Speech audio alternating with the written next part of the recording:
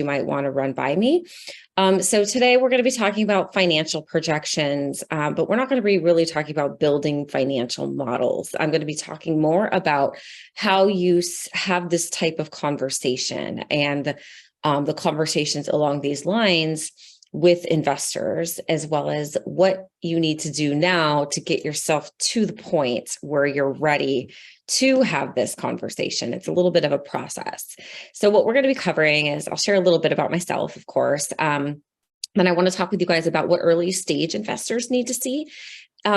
A lot of the advice out there can sometimes be very confusing because late stage investors want to see different things. And so sometimes it's hard to differentiate what that investor's lens is coming to you from. So we'll talk about that. I'm going to just share with you guys a quick overview of a cap table. We're going to talk a little bit about the cap tables. We're not going to go really in depth on cap tables. I could teach you guys like a 4-hour class about that. It would be very boring. But and then we'll talk about pre-seed financial projections. So how do we actually kind of show what the financial potential is of your company that you're thinking about forming or starting before you even really have data to back up what you're selling or plan to sell for sure. Then I'll talk with you guys a little bit about valuations. There's different approaches to evaluation, and there's a specific kind of way that venture capital investors kind of back into the valuation. And so we're going to talk a little bit about that. It's an art and not a science. It's an art with some science involved, I will say. And then I'm going to give you guys some practical tips for like what to do next, kind of depending on what stage you're at. But I'm going to assume that everybody is like just getting started. And then we can have some questions and discussion from there. Sound good? Okay, great. So, just quick introduction of me, or like, who is this person teaching me about this stuff? My name is Genevieve LeMarchal. I am the managing partner of Suncoast Ventures. So for those of you who may have come on some of these recent, some of the other calls we had, you met Charlotte Triplett. She's one of the partners. You also met Aaron Call. He's kind of one of the bench. He's part of our ecosystem. And so you've met a few of the people who are involved in Suncoast. So I am sort of like the ringleader of the circus. I call myself the resident VC because everyone else is really subject matter experts in their space. Prior to that, I was at a small venture fund that specialized in deep science and new technology with a focus on intellectual property. That's actually where I met my team and everything like that. Prior to that, I was a founder of the XXcelerate Fund, which was focused on women-led companies. It wasn't specific to sciences or engineering at all. And I've also been the general partner of a small fund up in the Pacific Northwest called FoundersPad. So I've been doing venture capital for about 6 or 7 years, I think. I don't really know for sure kind of when I started, but and so moved down to the Southern California area during the pandemic. I was a pandemic refugee, and actually recently found myself in the San Francisco Bay Area. I think when you're a venture capital fund manager, you eventually find yourself here. And so I also have a podcast. And so if anyone is interested in the podcast, it's called AdVentureous. And it is inspiring stories and conversations with entrepreneurs and venture capitalists about the journey of transformation they underwent as people in order to kind of become where they're at today. So it's not about success, it's about becoming.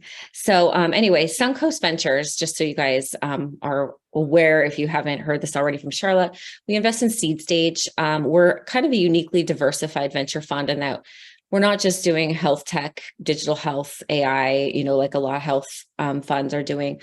We also invest in some devices and therapeutics, but we're not specific to biotech or life sciences as well. So we have an innovation ecosystem, which allows us to go to diligence certain types of companies. We are supported by a deep bench of partners. We love working within the ecosystem. University lab partners, just one example. And so various subject matter experts and like-minded people, we all collaborate to try to bring health equity and impact into the world. So we have a little bit of an impact lens. We like to invest in things we believe the world needs. And we have a pretty high percentage of underrepresented entrepreneurs in our portfolio. So that is something I'm very proud of. So that's about me. And so let's hop right in. what is it that an investor that's at the very early stages, pre-seed, seed, what do they need to see? Because they are going to need to see something different than what later stage investors are going to want to see. So first, I would get really clear with yourself on who your audience is and what your persona is, because their goals are different. Are you talking to an angel investor? Maybe his background is real estate. How did he or she make their money? That will kind of give you a lens as to who they are, and you can guide your conversation with them that way. But basically, an investor of really almost any sort needs to see these things. One, you need to be able to illustrate that your idea, your opportunity is venture fundable, which means there's a viable pathway to exit with a really substantial payout at a very high multiple at the end. So this is something we call the power curve. So if you want to go down the rabbit hole, you can look up power law later, but a venture fundable opportunity meets the power law. We're also looking for a very clear pathway from the concept or the lab or wherever the company is today to the market. So we need to know what the steps are and approximately when those things are going to occur and what resources and funding is needed in order to get it into market. So if those questions are still an unknown, I would get those answered before you're seriously raising any sort of capital. So the pathway to funding needs to also show some additional rounds along the way, how much money you might need to get there. And we'll talk a little bit about that. I'll show you sort of how it looks.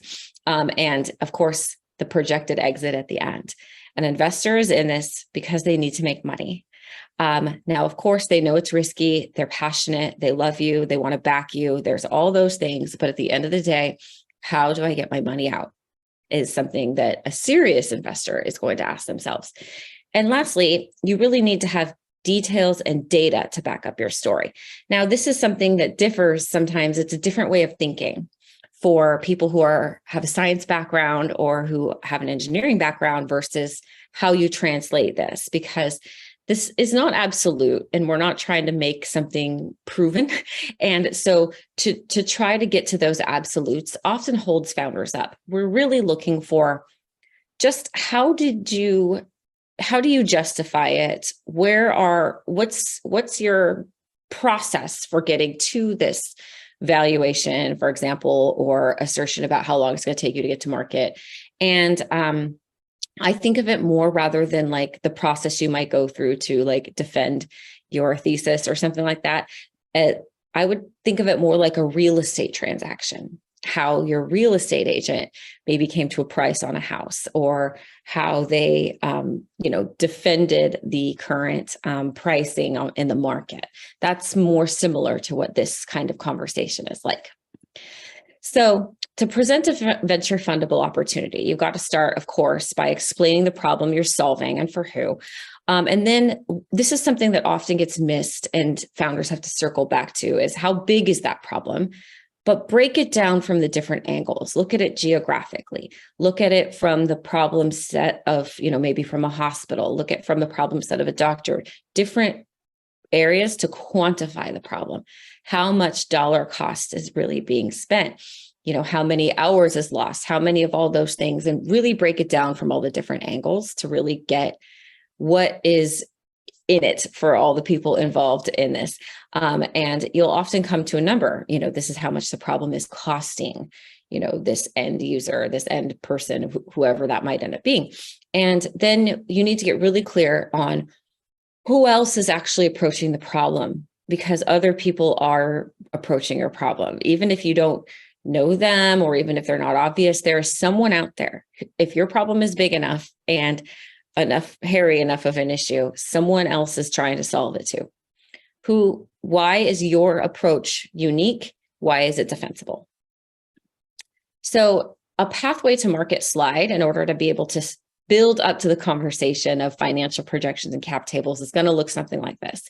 You may have seen it, you may have not, but it helps an investor to be able to see this kind of continuum, because they need to know where you were, of course, where are we now, and where do we need to go? Because that's going to tell us what the financial picture of that company and the funding needs are going to look like in order to get you to where we're all trying to get, which is this last exit stage terminal value, AKA we all get our money out.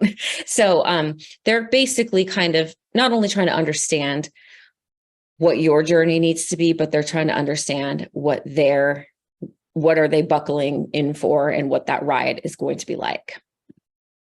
So this is, obviously just a general financial projection slide. You've often probably heard of it as the hockey stick.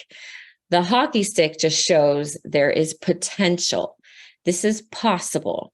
And if your company is capitalized properly, if you have the right team, if you have the right resources, if everything goes well, this could happen. And it's not completely out of the question. You could defend it. The market is big enough. The demand is strong enough, all those things. So investors are simply looking for high growth potential, which leads to venture capital returns. They're looking for something that meets that power curve. Your financial projection slide, which looks something like this, or maybe it's a line or, whatever you want it to look like, basically illustrates that this opportunity meets that criteria. And here's the market information, and here's some of the information about demand and the cost savings and all of that type of thing that could make that potentially possible. Nobody takes it very seriously. We just want to see that this opportunity presents itself in such a way that it's venture fundable. So that is the financial projection slide. And I'm sure that we'll have many questions about how to get to these numbers. Hopefully some of these ones answer it for you in the next couple slides. So let's talk a little bit about valuations. Valuations are always a sticky point. Valuations are always something that often entrepreneurs will kind of take personally. They sort of take the valuation that assigned to the company as a value of almost their work, and it really shouldn't be thought of that. Here is how you arrive at valuation at this stage. So when there's no track record of any sort of performance, we can't use revenue, we can't use EBITDA, and we can't use historic growth. So what do? We have to back into it. And we have to think about the end goal, which is to close a round of funding that is of appropriate size on the company's cap table. So the piece of pie that we need to sell to an investor needs to be an appropriate size. If it's too big, we're going to have problems. And if it's too small, you might not have enough money in order to get where you need to go to the next milestone. So we've got to size that piece of pie just right. And so that's what the valuation exercise is mainly about in the venture capital method. So we want to start by looking at how much money is really needed for you to hit your next key milestone, whether that may or may not be launching in the market or, filing for your FDA clearance, or it might be something else, but it needs to be a key milestone enough that's compelling, that is like a real, kind of stake in the ground where we can raise again with a really compelling story about traction. And the key is it needs to be at a higher valuation. So that milestone and everything that occurred before it needs to have increased the value of this enough to justify an increase in valuation at that stage. So how much money is going to be required for you to get there? Next, if you sell between 15 and 20% in equity for this amount, and that's a general rule of thumb. I don't like to see companies at seed stage sell any more than 20. So if you were to sell between 15 and 20% in equity in order to obtain that amount, do the math. What is now your piece of pie? The piece of pie that you just sold for 15 to 20%, what's that whole pie now cost? I don't know your numbers, so I can't tell you, but if you sell 10% of a company for $100,000, that means that the valuation implied of your company is $1 million, basically. So do that math for yourself based on the amount that you would need to raise, and you have a number there. An optional way to also back into this along this exercise, along the guidelines of this, is to say, let's say you have an investor already. You've met somebody who's passionate, somebody who loves what you're doing, somebody who has the liquid funds to give you right now, and they want to fund your company. Awesome. Sometimes these people have desires or requests for what they would like their ownership share to look like. So take that into consideration. It may or may not be reasonable, but take it into consideration. What percent or terms are they requiring? If they're saying, I want to own X percent of this company or Y percent of this company, that's something that you also need to take into consideration when you back into it. Maybe they don't care. So then the other things that can help you inform your valuation is the comps for other companies at your stage right now. So look for other companies that are, in your space, similar to you. They don't have to be exactly the same, but like, what are other startups raising right now? Don't look at a Web3 startup if you're not Web3. Don't look at, an apparel startup if you're not doing apparel. Try to look at companies that are, science-based, maybe coming out of a university, have intellectual property, things like that. And that's kind of where the real estate approach comes in. It's like looking at the neighborhood. Where, what kind of schools are around here? How good is this neighborhood? Is this neighborhood growing, or is it like not a great neighborhood? Those all inform the pricing of the homes. So you want to figure out what's that. And you kind of want to be in line with what everyone else is doing. You don't want to be too high, because investors have other opportunities to look at, and they'll look at those instead. So you want to be kind of in the pack. Other things is to consider is the market size and your opportunity and the deal hotness. So when I say the deal hotness, like, for example, everyone is going crazy for generative AI right now. So if you have a breakthrough in generative AI, you could probably command a little higher of a valuation because it's just like really hot right now. And you got to be really careful with that. It's walking a very fine line, but I would say if this is the pack, if you're doing something like that's really hot at the moment, you could probably get away with pricing at the upper end of the pack. And then the last thing that investors often are looking at is the track record of the founder and the founding team. So if you are a previously exited founder, if this is not your first time doing a startup, if you've done this before, or if you have a really strong pedigree in, other startups or other companies as an executive, it grew that company, something like that, your track record is very valuable to an investor, because people who have done this before are less risky than people who have never done it before.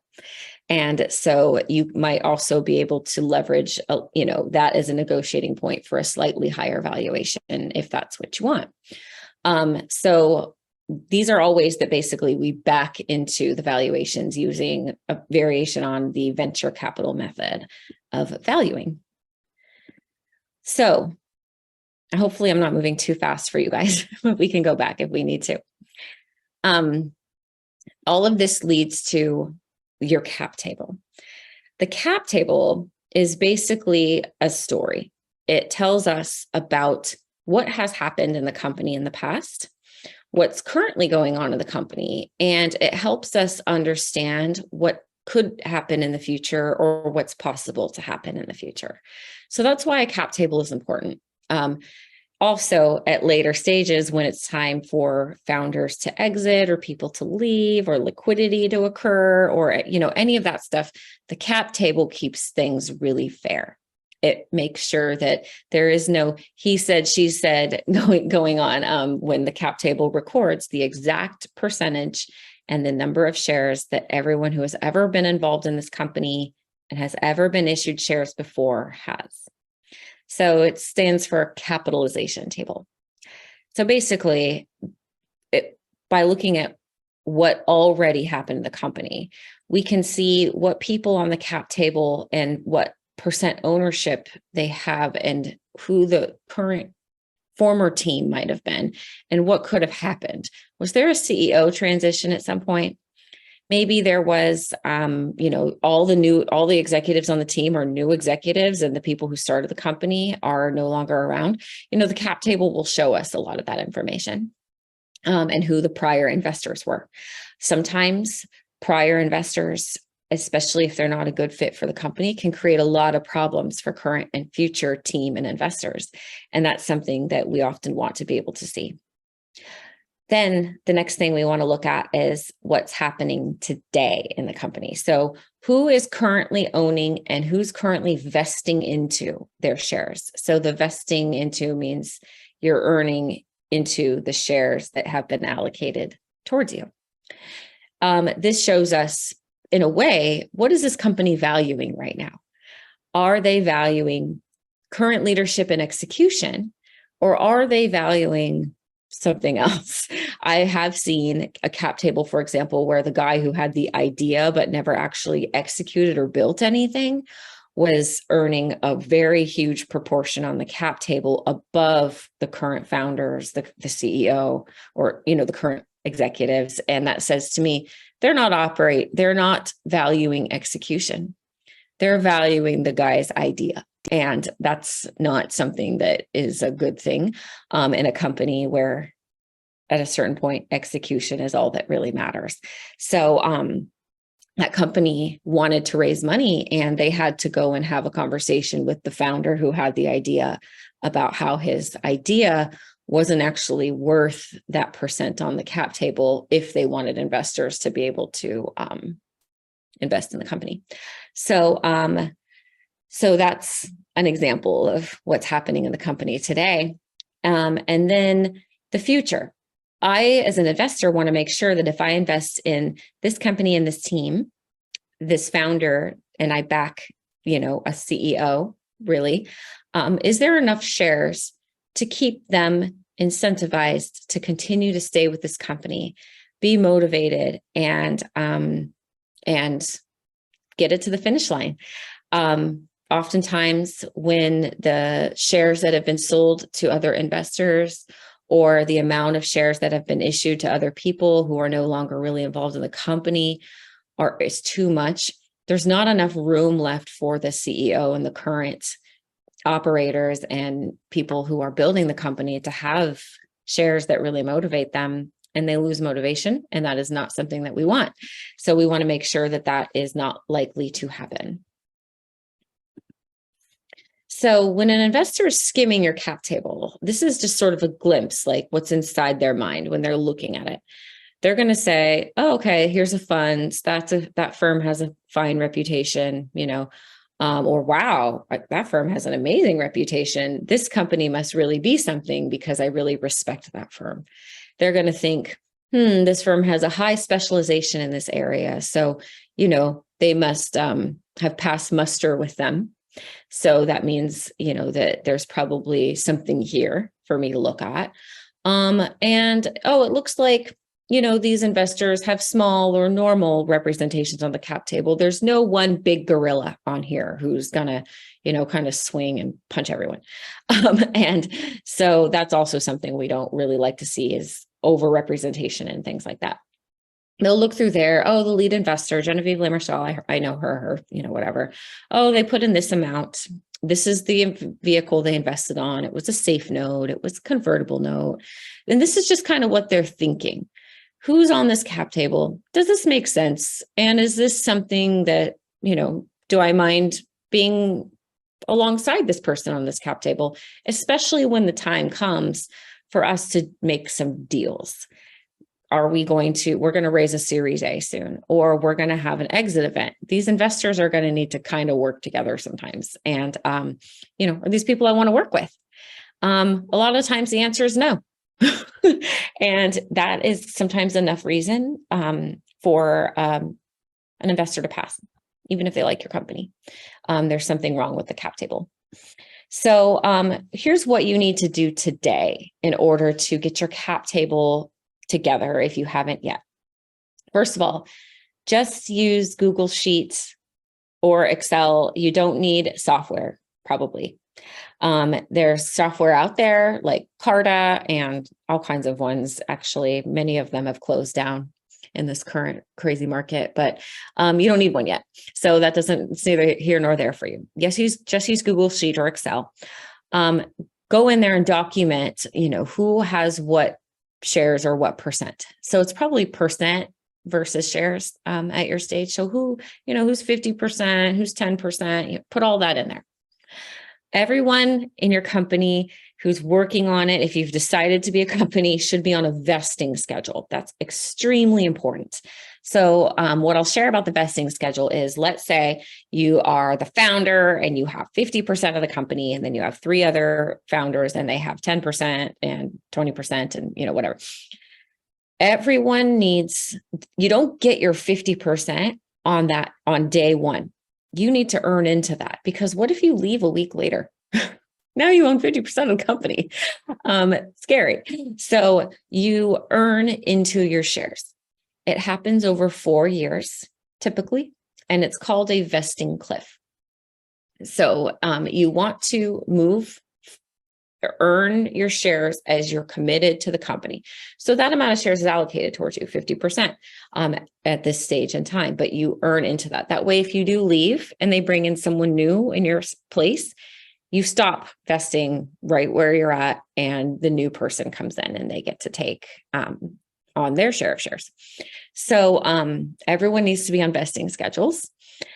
All agreements that you make with founders, with co-founders, advisors for shares or for equity need to be made and saved in a folder. And so if you have an attorney, they should be able to give you some really standard boilerplate agreements. Make sure they're signed, dated, and just save them so that you've got them.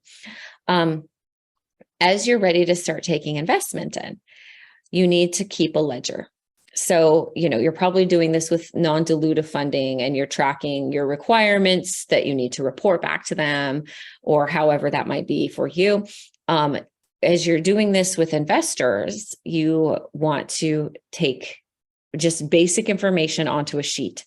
So you have the document, the investment document that they invest on, again, very standard. And then you put their name, the date that they gave you money, the amount that you took, and whether they invested on a safe note or a convertible note, for example. And that's all you need to do to get it started. And so if you're just taking in your first couple dollars in capital, just record that. Once you start having more investors in, you're going to need to add more information, but start there. And then the last thing I would love to emphasize with you guys is just use the standard investment docs. Don't let a lawyer write up something custom. It's just going to make it harder for you to raise money. The investment documents available today, safe notes, convertible notes, they're very standard. You can get them almost for free. Your attorney should look over it, but the process and the instruments for investing in early stage startup companies has been standardized, and don't try to make it fancy. It's just going to hurt you. So go to Y Combinator, pull those documents. You can go to Cooley-Go, pull those documents, run them by your attorney, and you're basically good to go. So the next steps for you. After completing some of this work, do not raise money. Go out and do some very casual practice pitches and conversations to what I call friendlies. So pinpoint 3 to 5 people who are investors, actual investors, people who have actually written checks and have actually done deals recently in your space. So find 3 to 5 people. Tell them you only want their feedback. You are not raising money. Make sure they know this is not like don't come, come for a coffee chat, and so find 3 to 5 people minimum, and do not make any changes. Do not change your deck. Don't change your story. Don't change anything until after you've talked to those 3 to 5 people. So they're all going to give you advice. All of them are going to give you feedback. Some of it's going to be the same and some of it's going to be different. You can start to spiral in all kinds of crazy directions and change everything based on this person's feedback or that person's feedback. Don't do that. Just wait until you talk to everyone, and then you can decide how to apply their feedback or what changes or modifications really do need to be made. And then, so that is my advice for you for the next steps. And there we have it.